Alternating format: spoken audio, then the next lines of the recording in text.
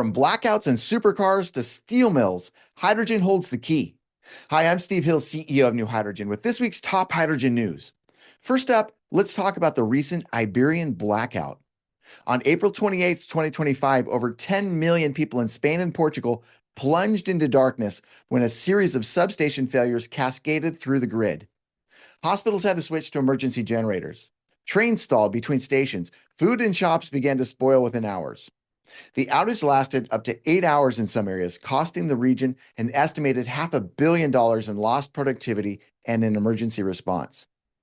Investigators still debate about the root cause, equipment faults, a protective grid trip, or an isolated weather event, but everyone agrees on one lesson. Our centralized grids need reinforcement with distributed generation and storage, and green hydrogen produced and stored locally could keep the lights on when the main grid falters. Next up, hydrogen supercar moment.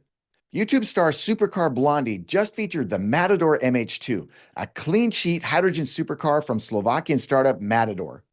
Matador Group was once a pioneer in tire manufacturing and now one of Europe's largest Tier 1 automotive suppliers.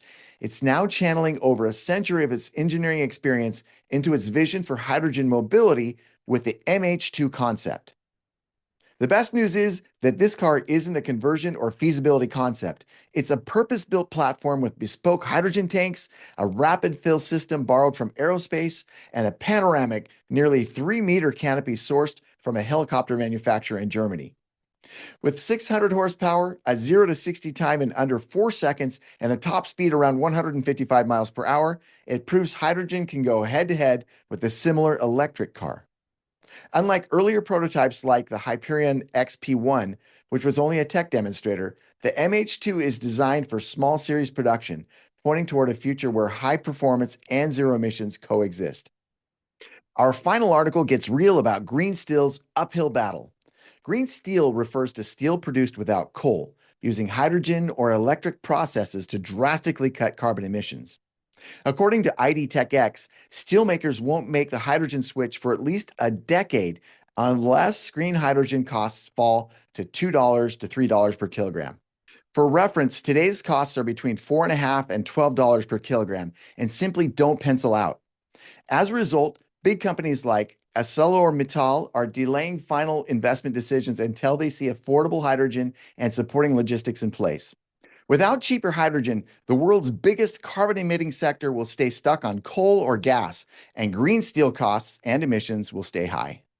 So what ties these headlines together? It doesn't matter if you're talking about grid resilience, hypercar performance, or decarbonizing steel. The missing piece is cheap green hydrogen.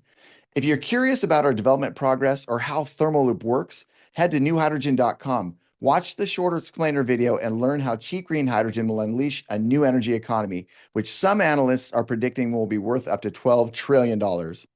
Thanks for watching, and we'll see you again next week.